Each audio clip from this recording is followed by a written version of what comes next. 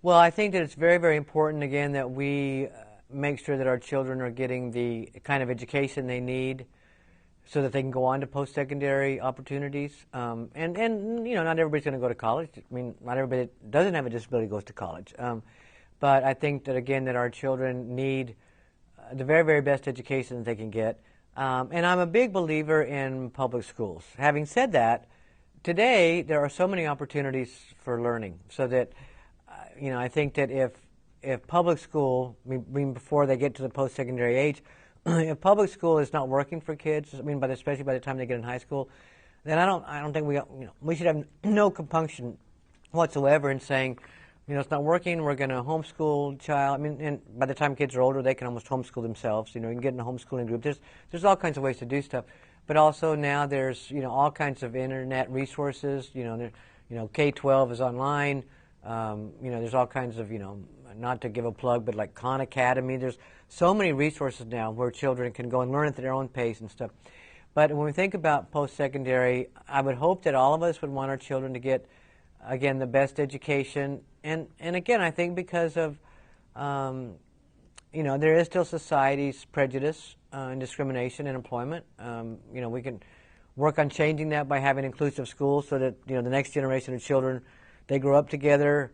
I mean, just like we see changes in young people today in, like, say, the LGBT movement, you know, that same-sex marriage is not a very big deal to the younger generation as it is to the older generation. That's because what they've grown up with. I mean, that's what, you know, familiarity makes a huge difference. And so if we can have inclusive education for, you know, K-12 or, you know, age 3 to 12, you know, that kids are included, that's going to make a huge difference in the post-secondary opportunities for them.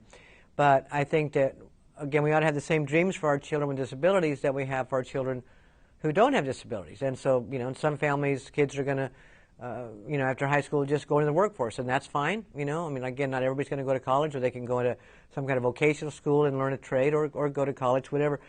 I think that we have to be very, very careful that we stay away from any more segregated programs. And one of my biggest concerns about the, you know, special programs for, you know, students on college campuses. I mean, they talk about for students with ID, you know, intellectual disabilities, is that what happens in the bigger scheme of things, if, for example, there is a special, I mean, here's the analogy, if there's a, quite frankly, if there's a Special Olympics or a Challenger League or a Miracle League or some kind of segregated recreational sports opportunities, if a parent of a child with a disability goes to their local park and rec, you know, I mean, unless it's a forward-thinking, already wonderfully inclusive park and rec, which they all should be, but many are not, and a parent tries to sign her child up for something, they'll say, "Oh no, you know, we don't do that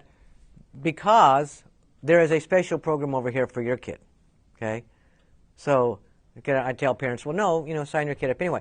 But what happens is, the because is what's important. Because there is a separate special program for this or that, then the people over here who run the general program will automatically just say, "Oh no, we don't have to make ours inclusive. We don't have to welcome your child because there is a special program over here for them."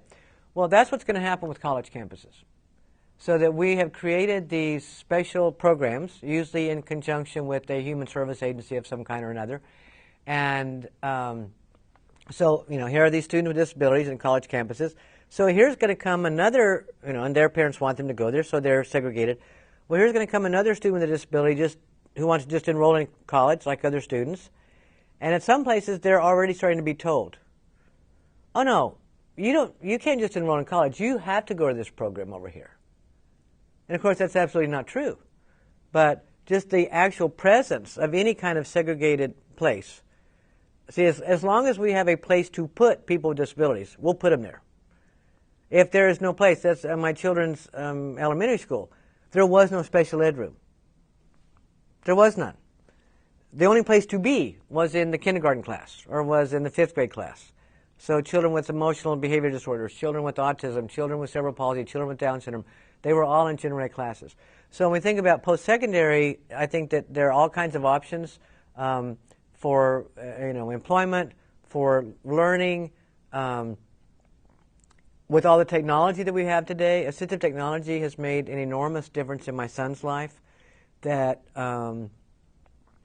with computers, iPads, all kinds of stuff, computer software, that all those things level the playing field and enable children with disabilities, young adults with disabilities by the time they're college age, that they're able to do things that 15, even 5 years ago that they couldn't. And so we need to explore all those things.